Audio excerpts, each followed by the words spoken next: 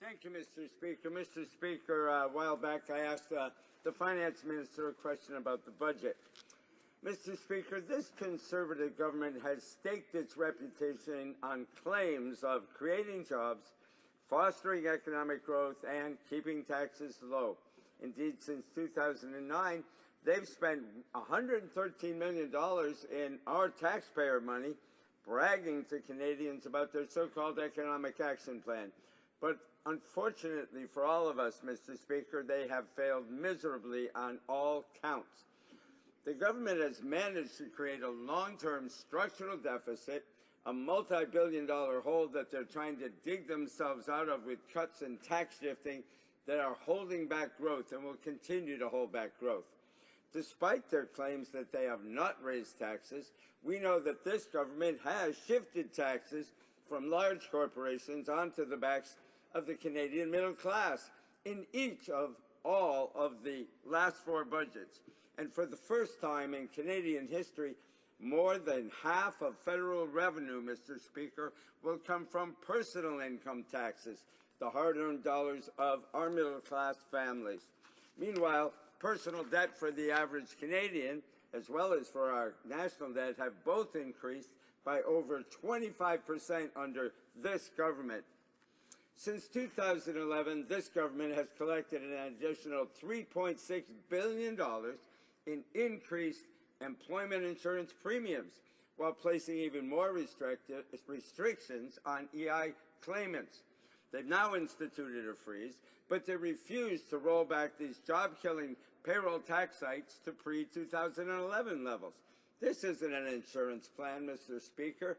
It's a huge tax grab on small businesses and Canadian workers.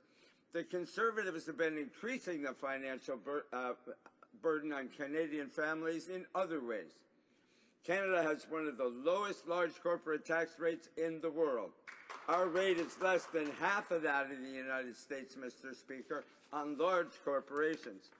The OECD has warned, Mr. Speaker, that a tax rate on large corporations substantially below the top personal income tax rate, like we see in Canada today, can, quote, jeopardize the integrity of the tax system, as high-income individuals will attempt and are attempting to shelter their savings within corporations, end quote. Unnecessary tax breaks for hugely profitable large corporations, plus an incredible $1.3 billion tax subsidy provided by this government to oil and gas companies, despite the fact that the Conservatives have broken their promise to end this subsidy again and again. Mr. Speaker, the Conservatives have also refused to crack down on tax evasion.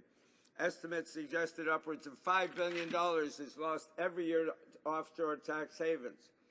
What's more, Mr. Speaker, their claims about Canadian economic growth are pure fiction. Let's look at the facts. Unemployment has increased by 9%, youth employment doubled the national rate, Canada's 20th in the OECD for job creation, real economic growth per capita is the lowest in, wait for it, Mr. Speaker, 78 years. The number of consecutive conservative deficits, 6. Housing costs increased by 52%. Personal debt for the average Canadian and our national debt have increased more than 25%. Mr. Speaker, the Conservatives have presided over a dismal lost decade in our Canadian economy. Their failed trickle-down economic approach does little to help the average Canadian have a bright future. Thank you, Mr. Speaker. The Honourable Parliamentary Secretary to the Minister of Finance. Thank you, Mr. Speaker. I don't know where my honourable colleague has been living the last number of years, but I recommend he come back to Canada, back to this country, where things are actually pretty darn good.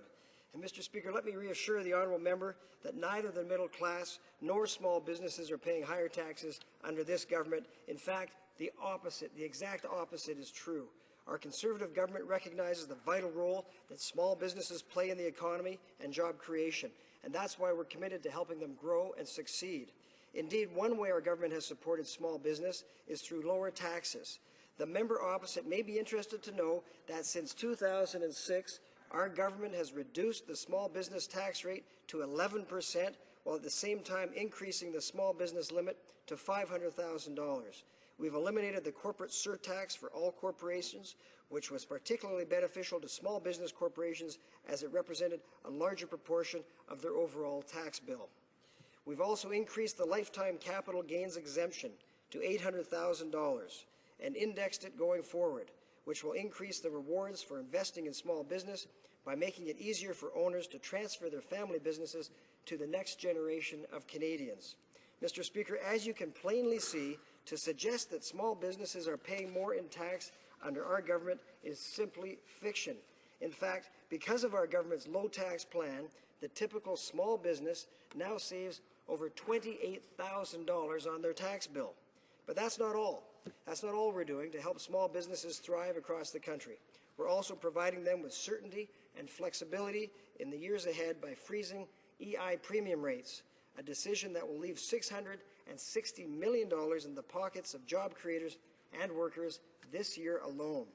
We're also continuing to reduce the red tape burden by eliminating over 800,000 payroll deduction remittances to CRA made every year by over 50,000 small businesses. By doing this, business owners can spend more time running their business and less time filling out paperwork. Our government is also standing up for Canadians and their families by leaving more of their hard-earned money where it belongs, in their pockets. The member opposite might be interested to know that since 2006, our government has cut over 160 different taxes. For example, we've reduced the GST from 7 to 6 to 5%. We've cut the lowest personal income tax rate to 15%. We've increased the amount Canadians can earn without paying taxes. And we've introduced the tax-free savings account, the most popular savings account in Canadian history. Over 9 million accounts currently exist.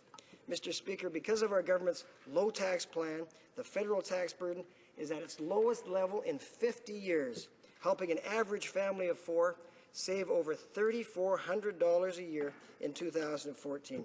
That, Mr. Speaker, is real action for Canadian families. Thank you. The honourable member for Thunder Bay, Superior North. Thank you, Mr. Speaker. Mr. Speaker, to reiterate, Budget 2014 is a failure for the average Canadian. There are no medals here, no silver, no gold. There's no renewal of the popular eco-energy home retrofit program, which can reduce home energy bills. There's no new funding for desperately needed housing. There's virtually nothing for veterans. There's no pension reform. There's no rollback of the government's past years of job-killing payroll tax hikes. There's no investment in health care, including pharmacare, home care, or community health care, while back in my riding, our regional health science center, health center, has people stacked up to the rafters without beds. There's no investment in rail, including infrastructure, passenger rail, or rail safety. And Canada, Mr. Speaker, remains the only country in the G20 without any national rail strategy. There's no mention of climate change at all in the budget. Mr. Speaker, this budget is a failure, and large corporations remain grossly undertaxed, while small businesses and families are overtaxed. Thank you, Mr. Speaker. The Honourable Parliamentary Secretary. Mr. Speaker, I find it ironic that the member opposite would ask us to bring back the eco-energy retrofit program, a program that was our program, it was a temporary program, that he voted against. And now he's asking for us to bring it back. It's quite ironic. Mr. Speaker, despite the significant action our government has taken to keep taxes low for Canadians and their families, we're not finished yet. Unlike other members of this House, our government will not engage in dangerous new spending. Despite the continued global economic uncertainty, our government will balance the budget in 2015. A balanced budget is important because it means less taxpayer money is needed to pay interest on debt, makes Canada an attractive place to invest, and it helps keep taxes low.